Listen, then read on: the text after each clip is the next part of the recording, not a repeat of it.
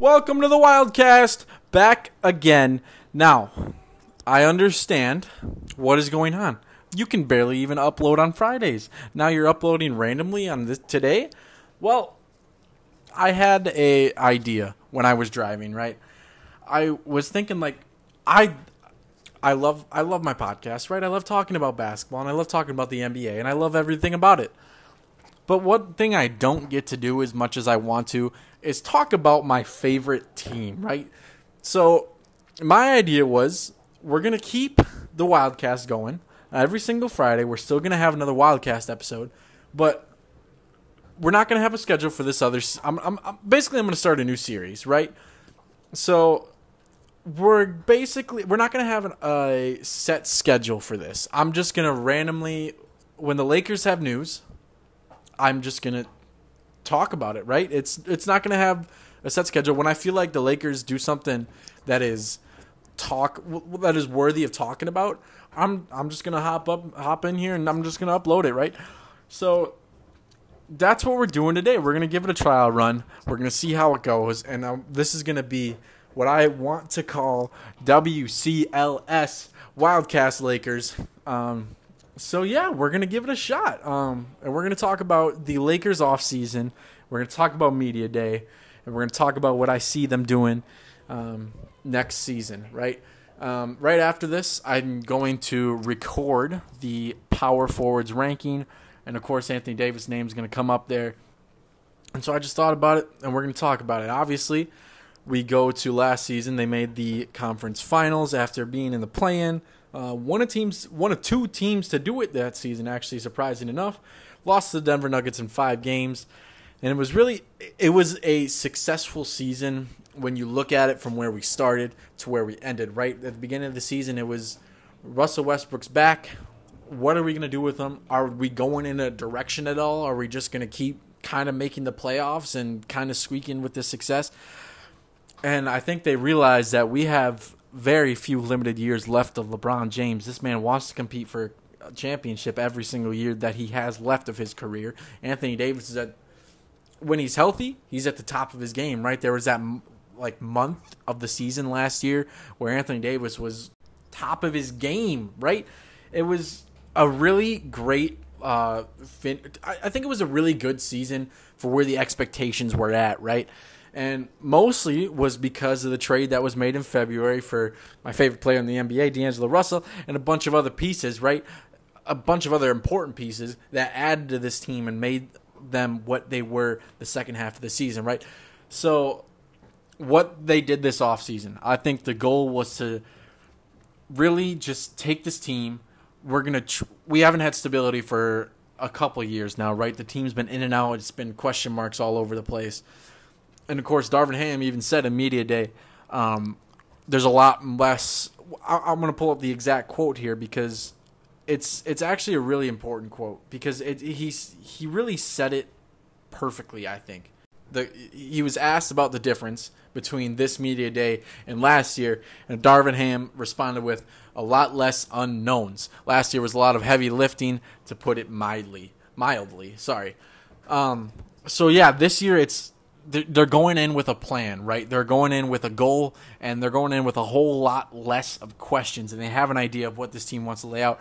So in the offseason, what they wanted to do was solidify this team and just get a few more pieces to really take what we had last year and make it better. So, of course, when free agency started, we made the Gabe Vincent signing, and I'm not going to lie, part of me thinks that the front office was just kind of high on what Gabe Vincent has just done in the finals, and they're like, hey, I would love to have that on our team. And obviously, we can't expect that from Gabe Vincent. We just can't. He's going to come off the bench. Darvin Ham said it that the starting lineup is going to be D'Angelo, it's going to be LeBron, it's going to be AD. And we'll have to see what else is there. Austin Reeves is going to be there, obviously, too. So we'll have to see if it's Rui, if it's Jared Vanderbilt. But Gabe Vincent is going to be coming off that bench, and I don't think we can go into this season expecting him to be what he was with the Heat last year. Because I think from Gabe Vincent's point of view, that was just – and honestly, he might play that well again.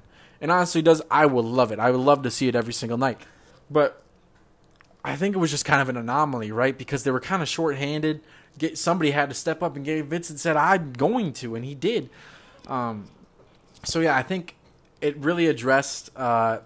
We lost Dennis Schroeder, of course, so it really addressed that missing piece that we're going to have, and I think it was a little bit tough last season to see D'Angelo Russell and Dennis Schroeder on the court together. Of course, they had a lot of minutes together, surprisingly. I personally thought that it really wasn't a good fit for those two on the court together. They kind of just had weird play styles. They both wanted the ball. They both produced with the ball offensively.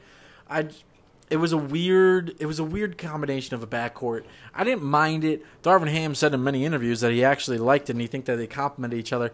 I wouldn't go that far, but I think Gabe Vincent does complement D'Angelo Russell's play style a whole lot better than Dennis Schroeder did, right? So I think when Austin Reeves comes out of these games and and D'Angelo Russell is still in that point guard, Gabe Vincent can play the two, right? And he can play off the ball. He can catch and shoot. I just think that's a better fit wise. Now who's to say if Dennis Schroeder is better than Gabe Vincent or not? Honestly, it's probably a toss up. But I really like the fit behind it. Then the Taurean Prince signing came up, and really I was kind of iffy about this one. He's a glue guy, to say nonetheless. He's a guy that does the dirty work, and the Lakers have been missing that guy for how many years? I don't know. It's been so many seasons where we have all these old players. We had Melo, we had Dwight, we had all these dudes who had prestigious careers, but they were just run at the end of their prime, and they were ready to retire. And nobody was really there to do the dirty work and get down and be the guy who was just the glue guy. Everybody wanted to play how they always have. Nobody was there to bring it all together. And that's what Taurean Prince does. My only issue with it is that Taurean Prince is past his prime now, right? He's old. Is Taurean Prince still going to be the same glue guy? I don't know how many minutes he's even going to see on the court, if I'm being honest with you. I mean, we have Cam Reddish now, who we're going to talk about next. We have LeBron. We have Rui. We have Vando. We got Jackson Hayes, who we're also going to talk about. We got Christian Wood, who we're also going to talk about. We got Anthony Davis, all in that front court position that Taurean Prince can play all three. He can. I don't even know. He probably won't play it. I don't think Taurean Prince has ever seen any center minutes in his life. But who knows? Modern basketball, anybody can play the five. But the 3 and the 4 is really gummed up here, and I don't really know how much floor time Taurean Prince is going to see. We'll have to see. He's kind of an up-in-the-air signing for me. But I see the vision. I just don't really see the execution happening. But I will be excited if it does happen, because I know what Taurean Prince can do on the court. I've seen what he can do on the court before with other teams, and I hope he can continue that play with us. The next signing is Cameron Reddish. This guy, what more can you say about him, really, than the fact that he's had so many opportunities, and everybody, and I mean everybody, gets so excited when this guy gets put in new scenery, right? When he was at Atlanta, everybody, there were so many people that I saw everybody saw Cam Reddish's talent. Everybody sees what he can do. Everybody sees what he can be. And everyone's just said when he was in Atlanta, if he gets a change of scenery and he gets out of being stuck behind who all they had, Jalen Johnson, Sadiq Bey, they had A.J. Griffin, all these forwards and two guards that they had stuffed up, and Cam Reddish was just getting sat on the bench every night. Everyone said if he gets a change of scenery, that he can be something special, right? And then he got that change of scenery. And what did he do in New York? The same thing he did in Atlanta. Now, again, it might be another situation thing. And people said it was another situation thing because who knows what actually goes on with the Knicks.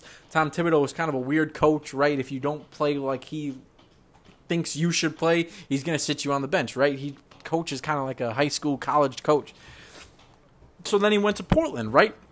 And everybody was hyped for him at Portland. He's going to actually see some real minutes in Portland. He's going to get some real play in Portland. And I'm not going to lie to you. He looked a little bit better. But he was still doing the same thing he did in New York and Atlanta, right? Portland really wasn't any better. Now, if you go to the stats-wise, which I like to look at numbers a lot, in his final season in Atlanta, he averaged 12 points per game. In his First season with the Knicks, he averaged 6. Second season with the Knicks, he averaged 8. So a little bit of a downgrade because, well, he was playing less minutes. He was getting 26, 28, 20 in Atlanta, and then he goes to the Knicks and he's getting 14, 21. So it might be minutes-wise there, right? Goes to Portland, back up to 27 minutes a game, also back up to 11 points per game. Now, obviously, Cam Reddish's his basketball skills versus his efficiency, right? He's one of the most efficient guys for his position. 57% from the field and 44% from three. For a guy at the guard / forward spot, that's really good efficiency, right? So we all know what Cam Reddish can do. Now, there's just something about the Lakers, right, where people come to it and they suddenly see like a breakout year. We saw it with Lonnie Walker, right? We saw it with Alex Caruso. We're seeing it with Austin Reeves right now. Guys that are just have struggles in their career come to the Lakers and somehow find something that works. And I'm really hoping that Cam Reddish can have the same success as Lonnie Walker had last year, because I was so happy for Lonnie Walker. Every time he did something amazing, I was happy for him, because I know that he's been through so much with San Antonio, and he was sent to the G League a couple times.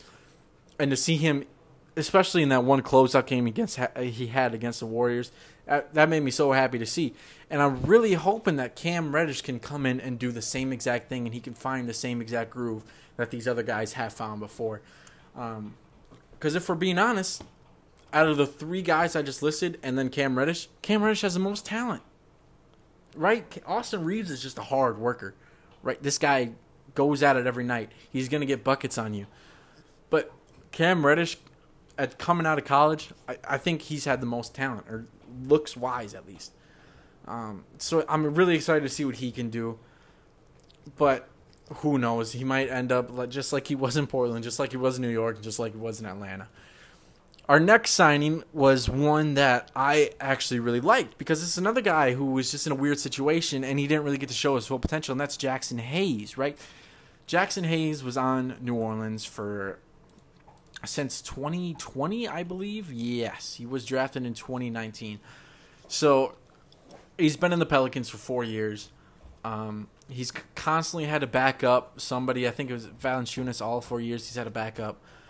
But, I mean, when he comes on the court, it's really efficient basketball again, right? He plays defense at a very high level. I think he's a very good complement to Anthony Davis. And honestly, I know AD is going to play the 5. Let's be honest. The lineup most likely is going to be D'Lo, Austin Reeves, LeBron James, Jared Vanderbilt, and Anthony Davis. But for those situations where we play a big guy like Joel Embiid or Wembanyama, or these big dudes that Anthony Davis doesn't want to guard, because we know that Anthony Davis doesn't like guarding centers. He just doesn't. I like the look of Jackson Hayes sliding in at that 5 and Anthony Davis going down to the 4. I just like the look of that. I feel like Jackson Hayes is a good complement to Anthony Davis, if we're being honest. He's a lob threat. He plays good defense. He gets boards. He gets blocks. I think he's a very good fit. And he's just another guy that I hope can come in and have the same Lonnie Walker, Alex Caruso effect, and just find a way to make his game go to the next level. Of course, we had the re-signing of Austin Reeves. And if I'm being honest, I don't know how we kept him. I really don't. We kept him for so cheap. We got him for the minimum that we could offer him. I don't know how San Antonio or Houston or any of these other teams with money didn't just throw a bag at him. He's a young guy with a lot of talent. This was the most surprising thing of the offseason for me, and it made me very happy to see, because this guy averaged 13 points per game for us last year in the regular season. And when it came to the playoffs, he was there, right? He was just there for us. It was incredible. It was amazing watching him play. It was like, who is this guy? Where did he come from? I love seeing it, and I honestly don't know how we kept him. He's going into his 3rd year in the NBA. Hillbilly Kobe. I'm ready to watch him again, and I'm very happy that we kept him. Another signing was for Rui Hachimura. We re-signed him, and I think this is where I think this is where we kind of went a little bit wrong, right? I like Rui Hachimura. Don't get me wrong. I think we traded him for a second-round pick for him last season. I think that was a fantastic deal. Getting this guy who had this much impact for us for just a second-round pick, incredible. But he got a little bit of a big contract, and I'm not going to say that it was undeserved because, and we'll talk. I'll probably mention it tomorrow, or not tomorrow, but in Friday's episode, that W.C.L.S just got a gigantic contract, a $30 million per year contract, right? So obviously guys get overpaid. It's normal in the NBA, right? Guys just randomly get overpaid. But the fact of the matter is, Rui Hachimura played 33 games for us last season. He averaged 9 points during the regular season for those games. Now, obviously, he had some moments in the playoffs. He had the series against the Grizzlies that was incredible, right? I remember watching that game on TV, and he was just, I don't know how he did it. He just came down, hit three, went back down, hit another three. He couldn't miss that night. But I think $17 million a year for a guy that's averaging 9 points per game is it's a bit iffy, right? And obviously in the playoffs he averaged 12, but it's still not that much higher of a jump. So although I like how he plays, I love his game. I think it fits nicely in our team. I just don't know if the $17 million was worth it. Obviously, if they see something in the front office that, hey, we need to keep Hachimura, there's no other option. Hachimura fits his team perfectly, and that's who the guy we want. Obviously, go out and get him, right? And if teams were willing to outbid $17 million for Rui Hachimura, then fair game. But I don't know. That's just my thought on it. That's my one thing of the offseason that I don't think I did like. I feel like we overpaid a little bit for Rui Hachimura, but at the end of the day, you get a guy that fits a team, and that for you last season proved himself. So how much really can you say negative about it? And then, of course, we re-signed the man D'Angelo Russell. Now, if I could sit here and talk about D'Angelo Russell all day, I could just honestly, I love his game. I love everything about his game. I will never not like watching D'Angelo Russell play basketball. And he took a pay cut, let's be honest. $18 million a year for D'Angelo Russell, for him, was a pay cut compared to last season.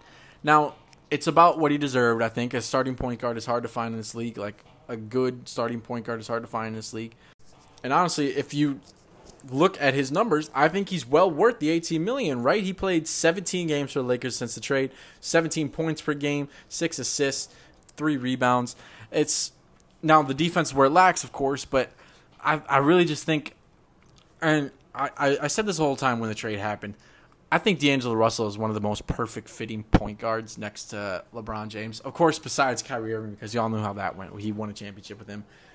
But I think when you look at point guards in the league right now, I think D'Angelo Russell's game fits it very nicely. He's a slow-paced point guard. He can control the pace of a game. He's a great catch-and-shoot guy, one of the best catch-and-shoot guys.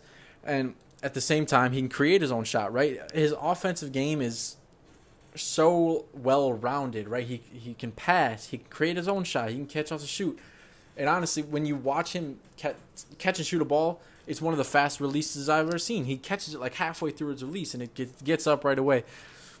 And I think that he's one of the perfect guys to fit in alongside of LeBron James because he can do whatever LeBron wants him to do at any given moment. But yeah, I think that's a good price to pay for D'Angelo Russell. I think it's well-deserved, and I think he will prove himself again this season, and we will see consistent numbers that he had last year, if not better. And then the draft came, of course. We got Maxwell Lewis and Jalen Hood-Schifino. I don't really know anything about Maxwell Lewis. I've heard the name Jalen Hood-Schifino before. Don't really know much about his game. And honestly, I don't even know if these guys will even get minutes. Probably will get garbage time. Jalen Hood-Schifino, I would like to see on the court a little bit. But again, I don't really know much either about these guys, so I really can't say much. But I am excited to see what they can become. Very more recently, we signed Christian Wood. Now, this was a speculation for a long time. Him and Kelly Oubre really just sat out there for I feel longer than they should have, right? And I know there was a few teams interested in Christian Wood, and obviously the Lakers were, I think, at the top of his list, if I'm not mistaken. But I don't mind the pickup, right? Because Christian Wood, he's still, in the last few years, he's really been kind of unstable. Not in a bad way. I'm saying in his game wise, he's kind of just been like, some nights you don't know where he is. Some nights he's very impactful. But it's just, you don't really know what you're getting from Christian Wood. But at his best, it's good numbers, right? It's good play. Last year in Dallas, 67 games played. He only started 17 of those. He averaged 16 points, 7 boards. But it's just something about Christian Wood that I guess didn't grab teams' attention. And I don't really know what it is. I think he's pretty versatile of a player. He can score the basketball. He can shoot the three. He can shoot the three efficiently for a big man. 37% for a big man, I would take, right? But Christian Wood, it's really what you don't know what you're going to get out of him. And I like the signing because it gives us more depth at the center position where we really didn't have center and power forward really.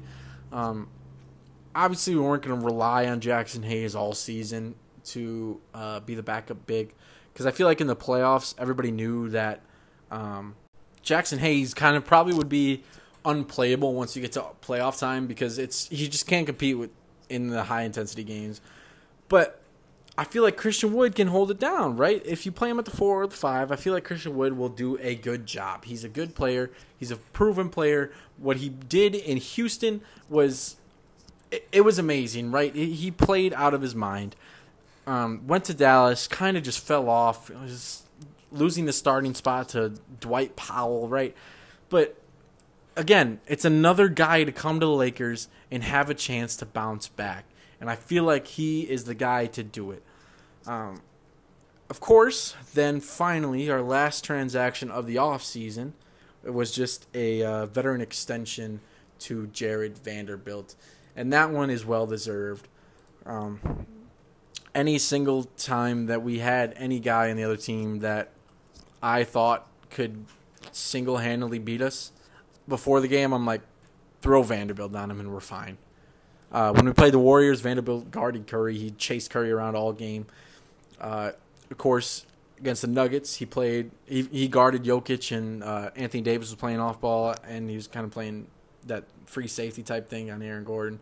But Vanderbilt's there, right? He's our defensive stopper, and I really think that was a good decision, just extending him, getting it out of the way, get him the money, get him his well-earned money. Anyways, going to Media Day. There's a course. There's one thing in particular, really, that I want to say, that I want to touch on. A lot of things were said, such as Anthony Davis saying, "Oh, I want to be there for all 82." LeBron saying pretty much all summer all he did was repair his foot. And then the one thing that caught my eye is something that LeBron has said for the last 2 years. And that's LeBron saying, this is Anthony Davis's team. Anthony Davis is the face of the organization, right? Now, it gets talked about the same amount every single year, and I don't understand because LeBron has said this for the last 2 years. And the real question mark, I think, is, and I love Anthony Davis. He's probably my second favorite player on the Lakers, right? It's D'Angelo Russell and then Anthony Davis. I love Anthony Davis' game. But I think it comes a point where I'm done listening to you say that, LeBron. I need to see it. And I'm super excited. I think if Anthony Davis can stay healthy, if he can, this is his MVP chance right here. He just needs to stay healthy.